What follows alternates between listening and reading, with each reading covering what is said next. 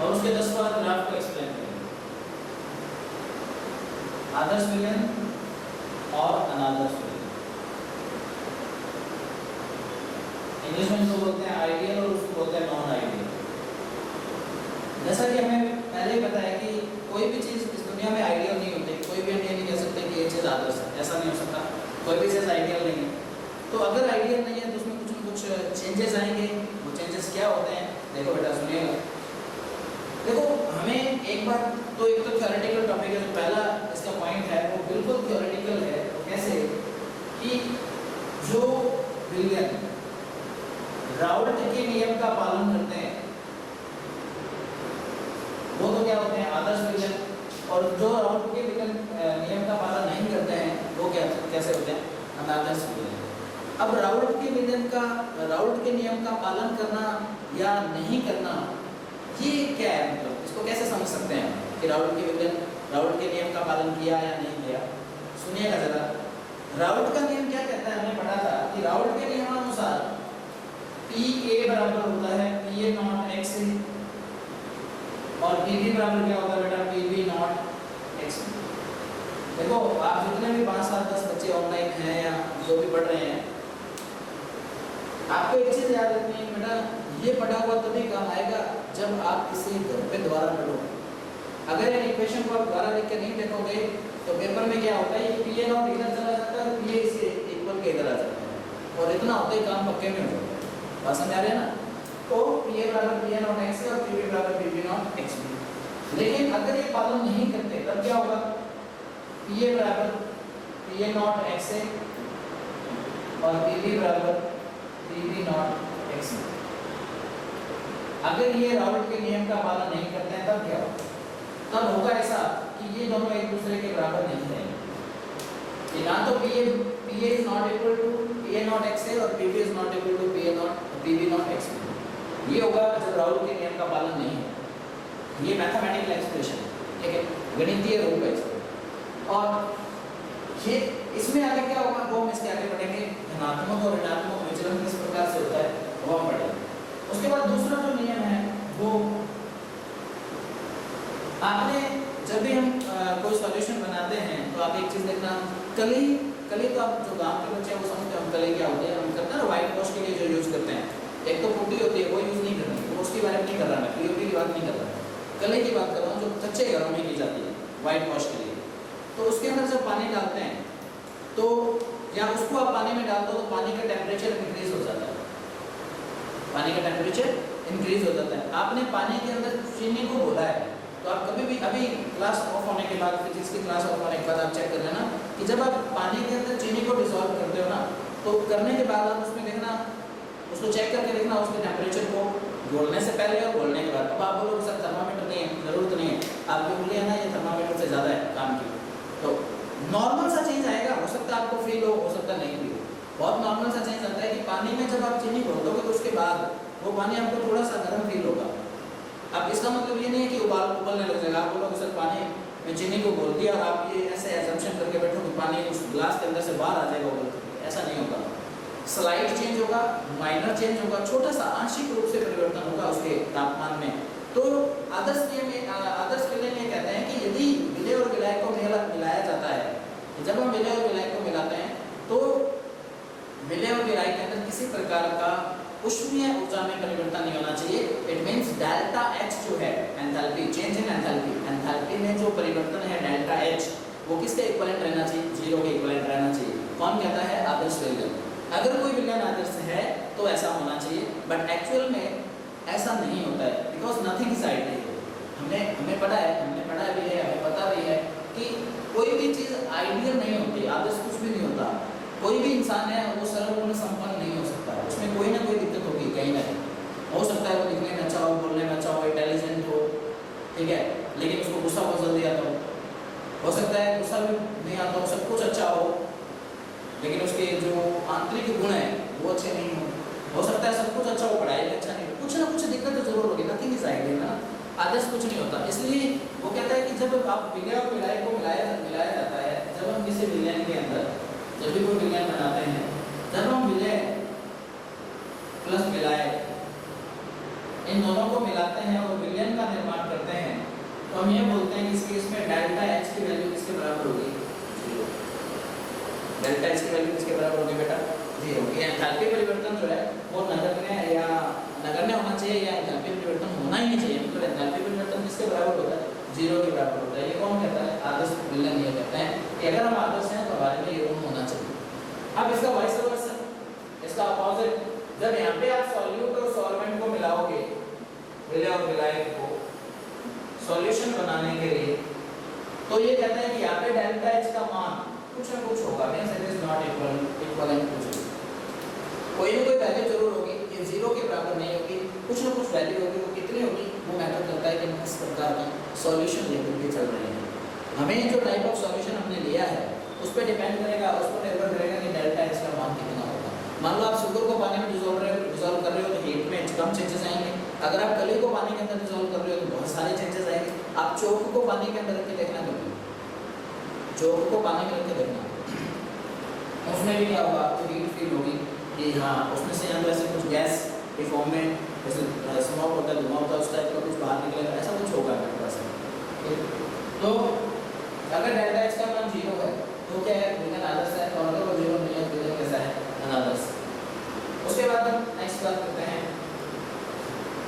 ये आपको याद रखनी पड़ेगी। वो कहता है कि जब आप किसी भी विलयन के अंदर सॉल्यूट प्लस सॉल्वेंट को मिलाते हैं तो there is a change in volume, but if it is an ideal solute, जब आप सॉल्यूट और सॉल्वेंट को आपस में मिलाते हैं तो उसमें जब मिलाने के बाद जो वॉल्यूम है उस वॉल्यूम में परिवर्तन होगा। कैसे? मान लिया हमारे पास कोई सॉल्वेंट जो है, सॉल्यूट जो है वो मान लो 200 ग्राम है कुछ भी, और 1000 ml, या इसको भी आप ml में ले लीजिएगा, 200 ml अल्कोहल को 1 लीटर विलयन में घोला गया है मान लिया, तो हमारे पास जो टोटल विलयन का आयतन बनना चाहिए एग्जैक्टली वो कितना होना चाहिए? 1200 ml। ये होना चाहिए ना। आइडियल सॉल्यूशन ये कहता है कि जब आपने 200 ml सॉल्यूट 1000 ml सॉल्वेंट के अंदर डिसॉल्व किया तो आपका जो सॉल्यूशन बनना चाहिए वो कितना बनना चाहिए? 1200 ml का परफेक्ट सॉल्यूशन बनना चाहिए। लेकिन एक्चुअलिटी और रियलिटी में ऐसा होता है कि ऐसा नहीं होता है, 1200 ml नहीं होगा, वो या तो इससे कुछ ज़्यादा होगा, लेट्स अज्यूम दैट 1201 हो जाए, 1205 हो, ज़्यादा ऐसा नहीं होगा कि 1200 की जगह 1500 हो जाएगा, ऐसा नहीं होगा, बहुत स्लाइट चेंज, बहुत ही माइनर चेंज आता है। इसलिए हम इस चेंज को शो करने के लिए डेल्टा यूज कर रहे हैं। एक परिवर्तन है तो परिवर्तन को चेंज करने का रिप्रेजेंट करने के लिए या रिप्रेजेंट करने के लिए, दर्शाने के लिए किसका यूज करते हैं? डेल्टा का यूज कर रहे हैं। अब ये भी पॉसिबिलिटी है कि it will more than 1200 ml, और ये भी पॉसिबिलिटी है कि 1190 हो जाए या 1198 हो जाए या 1195 हो जाए या 1199 हो जाए, है ना, ऐसा भी हो सकता है। तो अगर वॉल्यूम के अंदर चेंज आ रहा है इसका मतलब वो एक नॉन आइडियल सॉल्यूशन है, और अगर वॉल्यूम में चेंज नहीं आ रहा है एग्जैक्ट वही वॉल्यूम है तो वो आइडियल है। ऐसा नहीं होता, क्योंकि देखो सॉल्यूट और सॉल्वेंट दोनों में से कोई ना कोई एक वाष्पशील प्रवृत्ति का होगा, ठीक है, मोस्ट प्रोबेबली। अगर नहीं होता है तो जैसे मान लो आप बोलोगे सर आयरन का सॉल्यूशन बनाते हैं, तब जैसे हम मिक्स मेटल बनाते हैं ना, ठोस विलयन में हमने पढ़ा था कि धातु जो विलय है वो भी ठोस और विलायक है वो भी ठोस हो, तब आपके दिमाग में आएगा सर अब बताओ आप इवेपोरेशन कैसे होगा? जब दोनों चीज़ों को मिलाते हैं तो उनको इतने ताप पर गर्म किया जाता है कि वो एक मोल्टन अवस्था है कि गलित अवस्था में आ जाए।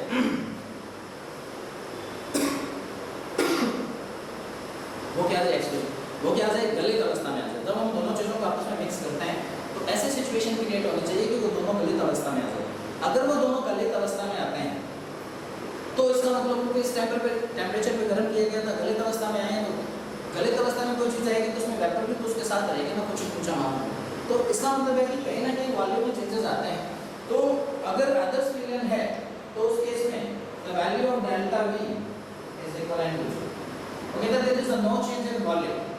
कोई भी परिवर्तन नहीं होता है वॉल्यूम में जब आदर्श और अनादर्श विलयन को आपस में मिलाया जाता है। लेकिन इसकी अगर बात करते हैं तो इस केस में वो ये कहता है कि डेल्टा V जो है वो नॉट इक्वल टू 0 होता है, वो 0 के बराबर नहीं होता है, क्योंकि वहाँ पे कुछ न कुछ परिवर्तन जरूर आएगा अनादर्श विलयन के केस। बात समझ आ गई ना? तो ये 3 पॉइंट हो गए। इसका चौथा पॉइंट है वो थोड़ा सा आपको ढंग से समझना है, सुनिए। चौथा पॉइंट ये कहता है कि अगर मान लो कोई विलयन है तो उसमें विलायक है, तो विलायक के अणुओं के बीच में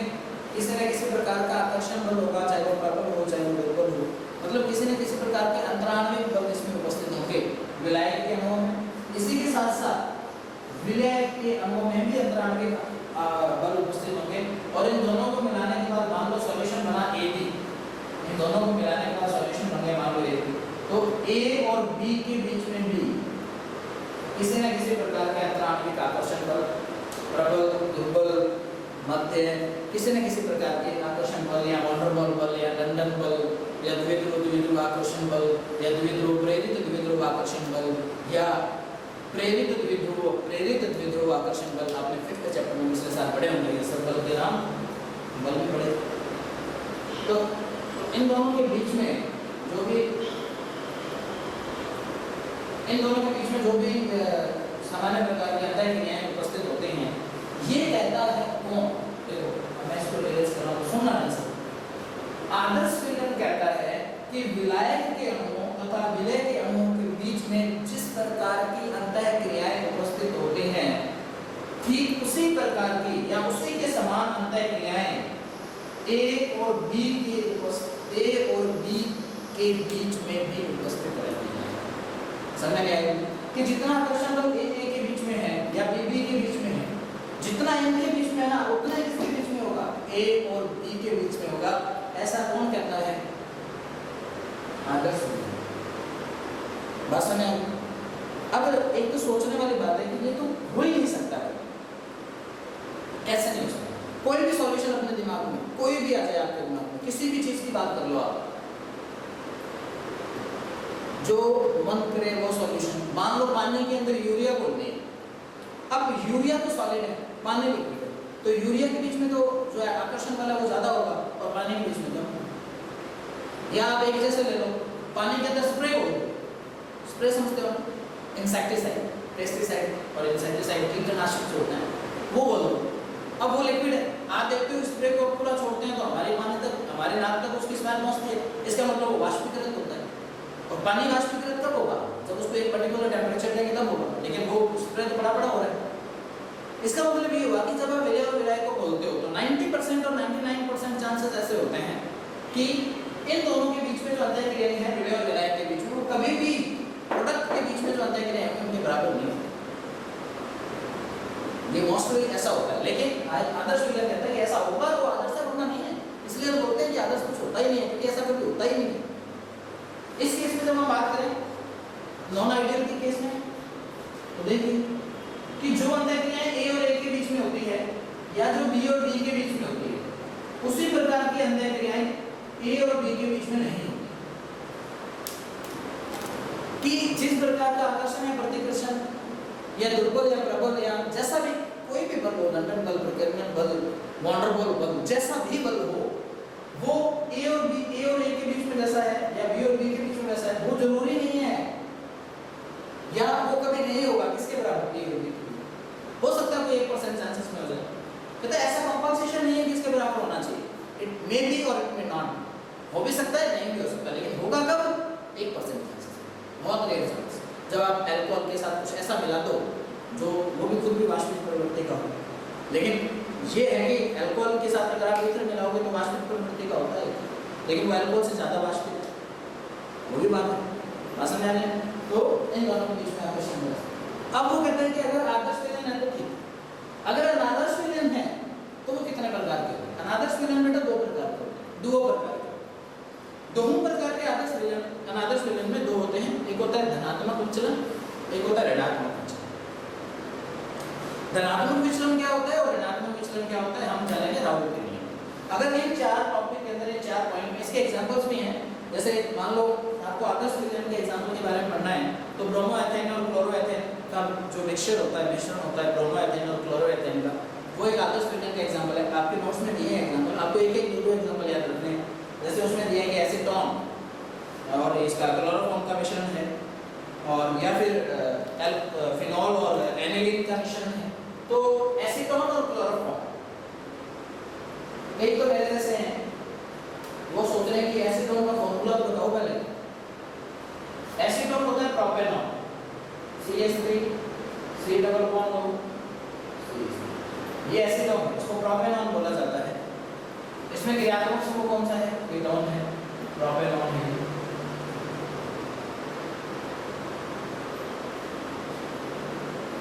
क्लोरोफॉर्म का आपको पता ये CH Cl3 होता है। फिनॉल और एनिलीन, फिनॉल क्या होता है? बेंजीन रिंग पे OH, एनिलीन क्या होता है? बेंजीन रिंग पे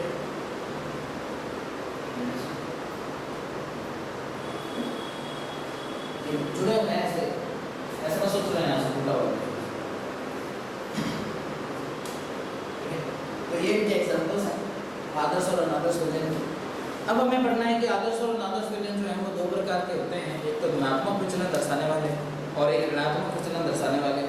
तो अभी हम बात करते हैं कि कौन से विलयन ऐसे हैं जो धनात्मक विचलन दर्शाते हैं, या ऐसे कौन से हैं जो धनात्मक विचलन क्या होता है उसको हम कैसे डिफाइन कर सकते हैं, और ऋणात्मक विचलन क्या होता है उसको हम कैसे देखेंगे। यहाँ तक किसी को कोई डाउट है, कोई दिक्कत है, पूछ सकते हैं आप।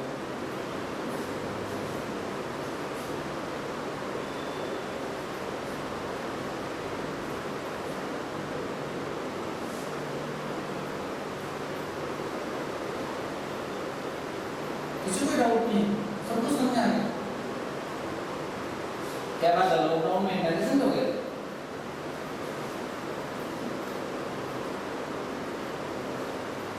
माधुरी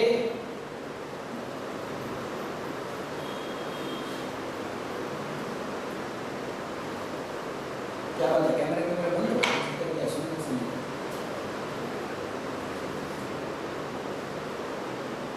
हेलो, अरे बोलो भाई। हाँ ऐसे बोल दिया बेटा, मेरे को ऐसे डाउट हो जाता है, मेरे को लगा कोई ऐसा नहीं होगा कोई नेट नोट बंद होते और मैं ऐसे तब से चलाई जा रहा हूँ यहाँ। चलो, मेरे को ऐसा फील होता है, मेरे को पता नहीं क्या होगा, बोल कैसे नहीं रही। कल वो जी एक दिन क्लास ले रहे थे इंग्लिश मीडियम वालों की, तो चलते चलते कैमरे की बैटरी डाउन हो गई, ऑटोमेटिक पता चला नहीं, वो कैमरा शट डाउन हो गया और वो 10 मिनट से पढ़ाए जा रहे हैं। मैंने आके पूछा, मैंने कहा सर ये लाइट कब से बंद है, कैमरे लगे? सर होएगी 5-10 मिनट। तो ऐसा भी हो जाता है कई बार, इसलिए बीच में मेरे को भी थोड़ा मोरल सपोर्ट चाहिए ना आप लोगों से। चलो अभी हम धनात्मक और ऋणात्मक विचलन की बात करते हैं बेटा। उससे पहले हमें एक ग्राफ समझना है, वो हम अभी ड्रॉ करेंगे। बहुत ही प्यारा सा ग्राफ है।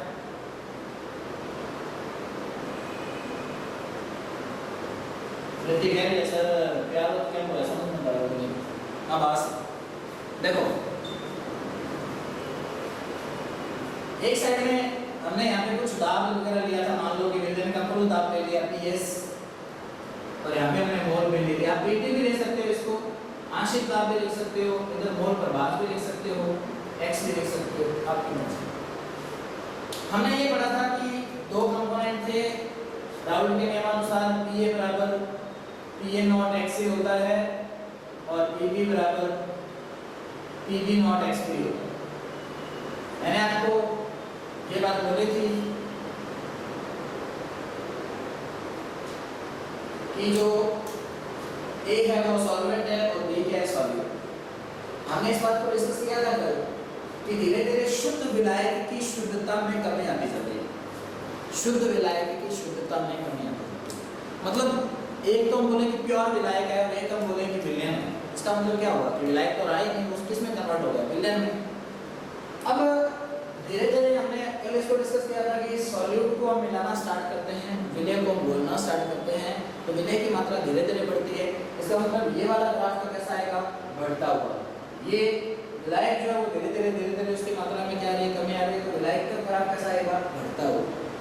इसका ग्राफ कैसा आएगा, बढ़ता हुआ। इसका कैसा आएगा, घटता हुआ। बाद में हमने एक और, आपको याद हो तो हमने PS के बारे में बात की थी, जो कुल दाब है इस विलयन का, या PT हमने लिखा होगा कि विलयन का जो P टोटल है, कुल दाब है, वो विलयन का कुल दाब किसके बराबर आएगा। ये भी इसके लिए हमने इक्वेशन डराइव की थी दो, एक में XA की फॉर्म में थी और दूसरे XB की फॉर्म में थी, दोनों इक्वेशन डराइव की थी अलग अलग। तो PS बराबर हमें फाइंड आउट करना है, कर लिया था सॉरी हमने। तो PS जो है वो इन दोनों का योग है, PA प्लस PB, मतलब इन दोनों का परिणामी ग्राफ जो आएगा वो, इसका जो ग्राफ आएगा ना वो इन दोनों का परिणामी होगा, इनका रिजल्टेंट ग्राफ जो होगा वो PS का ग्राफ होगा। तो एक बार हम इसको थोड़ा सा कोशिश करते हैं समझने कि मैंने आपको बोला कि जो PS है ये वाला, सॉरी PA, इसका ग्राफ क्या आएगा, नीचे की ओर आएगा, डिक्रीजिंग ग्राफ। तो ये इसका डिक्रीजिंग ग्राफ है। मान लो ये है कि PA बराबर PA नॉट x है। अभी हम आदर्श विचलन के लिए ग्राफ बना रहे हैं और ये जो है वो PB का वो ग्राफ कैसा होगा, ये इंक्रीजिंग ग्राफ है। हाँ भाई ये कुछ ऐसा ग्राफ है, ये PB वाला है।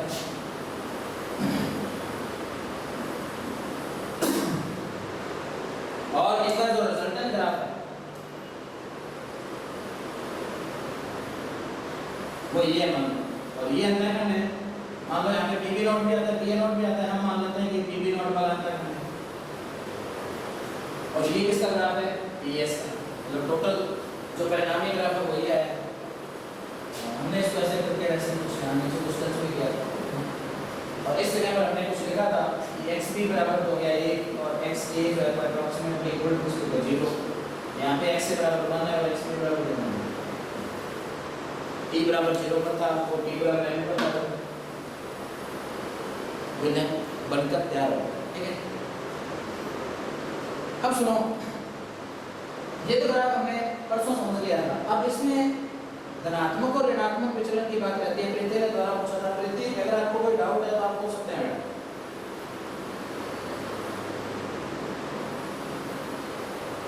है क्या जोगी? हाँ बेटा बोलो, डाउट है कोई इसमें?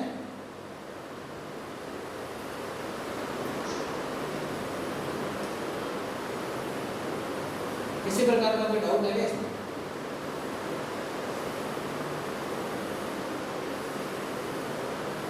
नहीं? हेलो हेलो हेलो हेलो, मैं चेक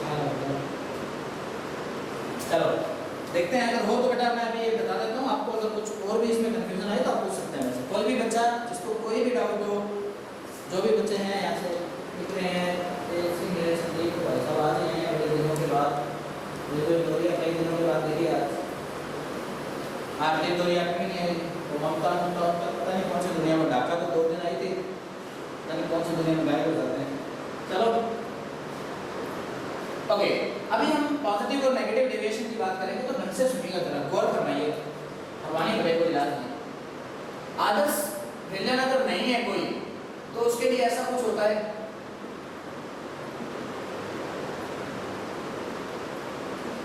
ऐसा होता है बराबर नहीं होते वो एक दूसरे। ये आदर्श विचलन नहीं होने की कंडीशन है। अब आदर्श विचलन नहीं होने पर 2 प्रकार की घटनाएं हो सकती हैं। एक तो हो सकती है धनात्मक विचलन और एक कौन सा हो सकता है, ऋणात्मक विचलन।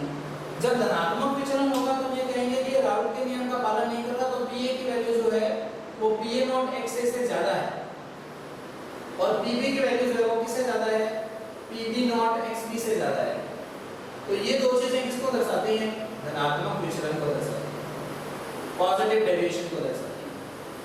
और अगर PA less than PA not XA हो या PB जो है वो less than PB not XB हो, तो इस केस में ये विचलन कैसा होता है, ऋणात्मक विचलन। कैसा विचलन होता है, ऋणात्मक। तो ये धनात्मक विचलन का मतलब ग्रेटर देन और ऋणात्मक विचलन का मतलब लेस देन। ये हमारा जो ग्राफ जो आपको बोर्ड पे दिखाई दे रहा है वो ग्राफ किसका है, आदर्श विचलन का है। अगर हम इसी ग्राफ में चाहेंगे धनात्मक विचलन भी दर्शाते हैं और ऋणात्मक विचलन भी दर्शाते हैं, इसे सेम ग्राफ, तो हमने पढ़ा है पहले भी कि मान लो ये कोई एक ऐसा ग्राफ था, याद होगा आपको, ये 1 है। धनात्मक विचलन का मतलब ग्राफ इसके ऊपर रहता था और ऋणात्मक का मतलब नीचे से आकर के ऊपर या नीचे से स्टार्ट होता था। बेसिकली बात ये थी कि ग्राफ जो है वो नीचे की ओर प्लॉट किया जाता था या नीचे की ओर ड्रॉ किया जाता था जब हम इसकी बात करते हैं। ठीक, तो अभी हमें जो अगर धनात्मक विचलन की बात करते हैं तो PA ग्रेटर देन है। ग्रेटर देन का मतलब PA भी ग्रेटर देन है, PB भी ग्रेटर देन है। इसका मतलब PS भी क्या होगा, बड़ा ही होगा। तो इस केस में PA ग्रेटर देन, तो हम बोलेंगे कि डॉटेड लाइन से ये ग्राफ जो है वो कुछ ऐसा प्रतीत होगा।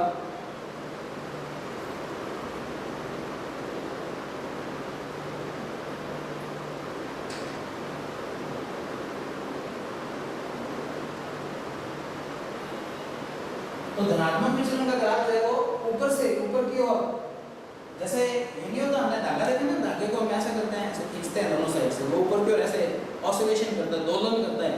ठीक उसी प्रकार से ये जो ग्राफ है ऊपर की ओर दोलायमान होता है, पॉजिटिव वेरिएशन। इसमें भी ऐसा ही होगा कुछ, और ये टीए वाले केस में भी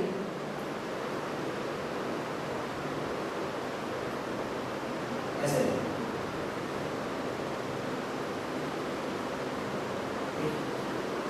और अगर ऋणात्मक विचलन हो, धनात्मक केस का कौन सा हो, ऋणात्मक विचलन हो, तो ऋणात्मक विचलन में जो ग्राफ है वो ऐसे नीचे की ओर से प्रारंभ होगा और ऐसे नीचे की तरफ जाएगा।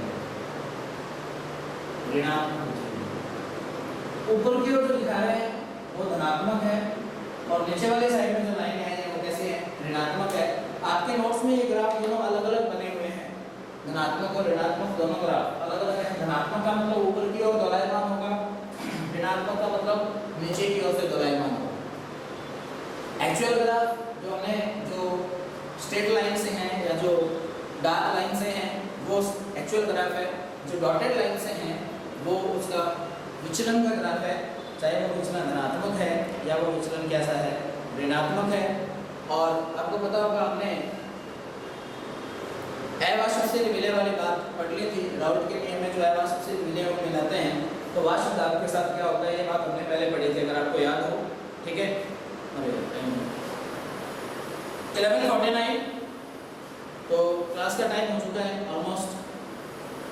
यहाँ तक अगर आप में से किसी बच्चे को कोई दिक्कत हो तो ही और सी कैन कॉल मी।